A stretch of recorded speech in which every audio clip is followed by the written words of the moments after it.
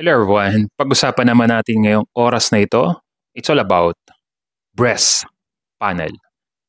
Yan. Una sa lahat, nakakapagtaka lang talaga sapagkat kawawang-kawawa talaga itong ating mga kababayan.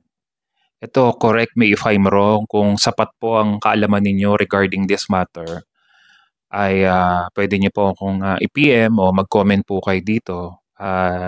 I-PM ko kayo, tawagan ko kayo, mag-usap tayo regarding this matter. Yan, para maging klaro po sa lahat sapagkat isipin nyo na lang na hindi naman pinupulot ang pera, hindi naman basta-basta hinihingi ito o binibigay ng mga tao sa mga taong nangangailangan. At yung bawat pera na yon ay napakahalaga na dapat mapakinabangan, magamit ang maayos, at hindi masayang o mabaliwala yung bawat sentimo na ginagastos ng bawat individual, lalo na kung ang magiging resulta nito ay sa pagkakaroon ng mabuting kalusugan. Sapagkat ibabahagi ko sa inyo ilan sa mga experience ng ilan sa mga follower natin na tinutulungan talaga natin na nagkaroon ng malaking pagbabago ang kanilang kalusugan simula nung nag-start na sila sa carnivore way of eating. And siya ay nakaka-anim na session na siya at sinasuggest sa talaga ng pamilya na mag-undergo na talaga ng operation, pero hindi talaga sinasuggest ng doktor na mag-undergo ng operation. The reason why ay very active talaga yung cancer. At talagang matindi. May 3 talagang bukol na gigil na gigil. But nung nakilala na po natin, listen carefully. Nung nakilala na po natin at tinuruan po natin, which is pinakain natin ng karne, natutong kumain ng itlog, at before hindi talaga pinapakain ng karne, itlog, sapagkat yun daw magiging pagkain ng cancer. Imagine nyo yun But the moment na napakain natin siya ng karne, dumating dun sa punto ng buhay niya na itong napakabahong masangsang na amoy na nabubulok na, habang naliligo siya, yung mismong malaki na bukol na nandito niya, na dapat natanggal na, biglang nalaglag. Pak! Nalaglag po talaga siya. Yan. Kung gusto niyo pong makita po yung picture ng before and after, pwede po kayo mag-PM sa akin. I-send ko po yun sa inyo. Tatakpan ko lang yung mukha niya at syempre nakakahiya naman. Ayaw nating magamit for the content lang yung tao, pero kilala niyo na po siya. He is one of my follower and member ng ating community sa kabilang community. Ito po yung Healing Hearts community.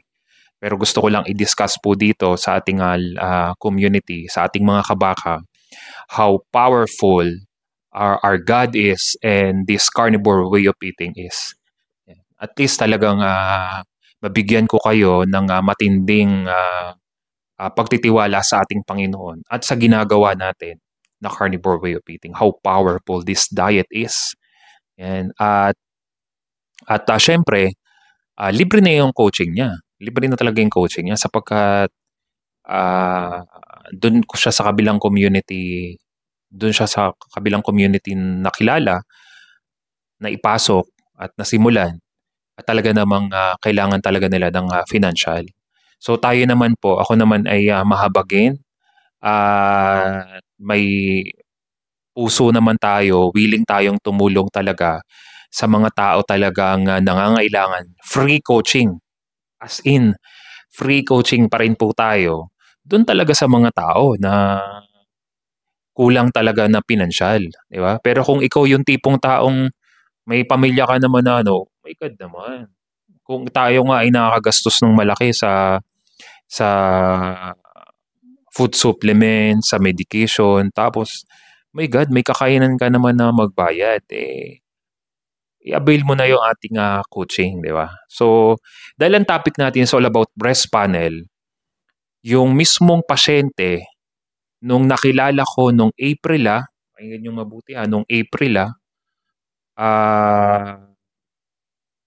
wala pang after 1 month, naging maayos sa yung sitwasyon niya.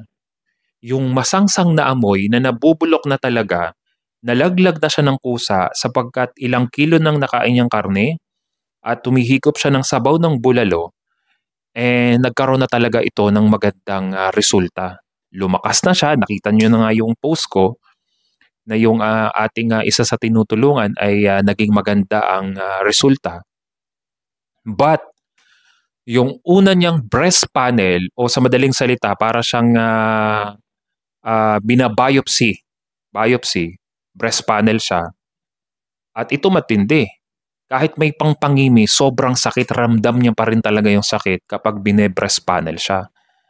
Pakinggan niyo mabuti February nung siya ay na breast panel, so kitang-kita doon how active yung cancer talaga sa kanya. Kaya kahit siya ay na-chemo na nito first week of May, kung di ako nagkakamali, ay nag-start uli siya ng breast panel. Nag-start uli siya mag-breast panel. So ang matindi, grabe talaga, ang mahal-mahal pa naman ng breast panel. Kung di ako nagkakamali, parang 14,000 ata yung binayaran nila. Sa private yun 14,000 bago pa naman makalikom ng pera. Sobra naman, di man makatarungan. Yung specimen na ginamit nung February, isipin nyo yun din ang ginamit na specimen nitong May. February, di ba February? March, April, May. Nung pagpasok ng May, nag-breast panel uli siya at hindi siya kinuhaan ng bagong specimen. Hindi po siya kinuhaan, mga kabaka, ng bagong specimen. At ginamit ulit specimen yung before niya. Tapos, kung ano yung result dun sa breast panel niya, yung naging resulta, kapag babasahin mo, same na same kung ano yung nakasulat. Na very active, ganito kalaki, ganyan-ganyan. Pero, iba yung sinasabi ng latest niyang breast panel nung nakita na yung resulta, yung breast niya, nawala na yung bukol. Tapos, dahil lumabas yung breast panel, ang sinasabi nila ngayon ay kailangan siyang makimo na mas higher dun sa normal na chemotherapy niya na mas mahal. Tapos pinagpe-prepare sila ng 25,000. Grabe. Isipin mo naman yun. So anong nangyari? Hinay blood yung tao, nagtaas ang BP niya at yung pamilya na stress na naman kung paano naman nakahagilap ng pera. Grabe talaga. Kaya kawawa yung ating mga kababayan kapag sunod-sunudan na lamang at wala tayong kaalaman dun sa mga bagay na tanging sila lamang ang nakakaalam. Pero buti na lang sa tulong at biyaya ng Panginoon ay nasa carnivore way of eating tayo. Mas mabilis na mas makaka-recover yung weak na physical body natin and at the same time, patuloy nating inalalapit, idinudulog sa Panginoon na mas mapalakas at dumating talaga siya sa punto ng buhay niya, yung fully recover at magamit ang kanyang buhay bilang buhay na patotoo na ang ating Diyos ay hindi nagbabago noon, ngayon at magpakailanman. Kaya yun po yung nangyari. At ngayon po ay hindi naman na natuloy yung mismong chemo niya na mas mahal. At katatapos lang po niyang mag-chemo. Ayaw na nga niya talaga magpa-chemo. Pero for the third time around, may breast panel siya uli para makapag-decide na talaga yung hospital na mag-undergo na talaga siya ng operation. Yung mismong dapat matanggal, kusa nang nawala. parang sugat na lang siya na natutuyo na, gano'n po yung nangyari at naniniwala po ako makaka-recover po siya. Maniwala po kayo. Ma-a-amaze po kayo sa nangyari sapagkat grabe po yung ginagawa ng Diyos. Sama-sama po tayong manalangin. Salamat po sa mga patuloy na sumusuporta sa ating community. Pagpasensya niyo na po ako at hindi tayo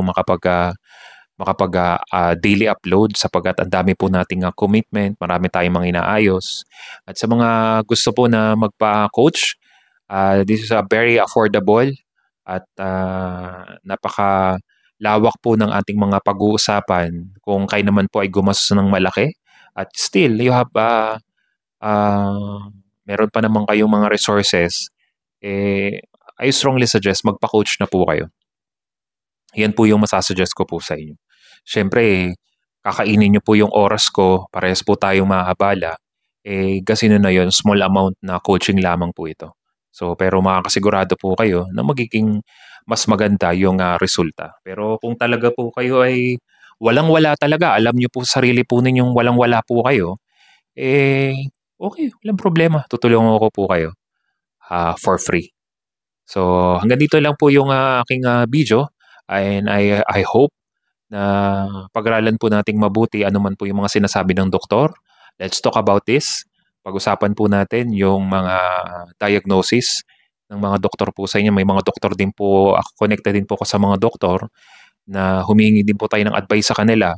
But they are very open sa carnivore way of eating. Sa bagay po na yon, at least makatulong po ako sa iyo ng sagad na sagad, makatulong po ako sa inyo. At least ma-address po natin talaga yung mga bagay na hindi nasolusyonan for the longest time. God bless everyone.